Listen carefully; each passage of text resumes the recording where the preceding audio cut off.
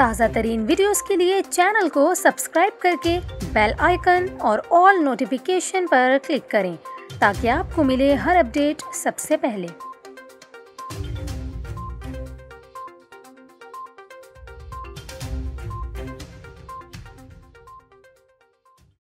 السلام علیکم، آپ دیکھ رہے ہیں نیوز 24/7 اور میں ہوں آپ کے ساتھ کومل خان۔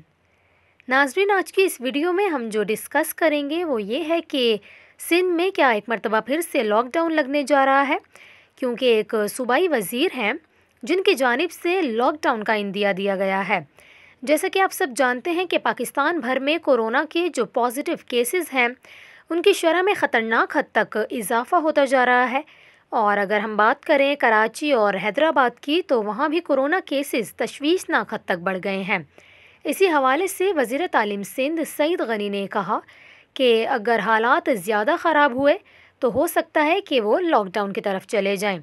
انہوں نے یہ بھی کہا کہ پورے ملک میں صرف 10-12 شہر ایسے ہیں جہاں کورونا وائرس کے کیسز کی شرح میں اضافہ ہوا ہے۔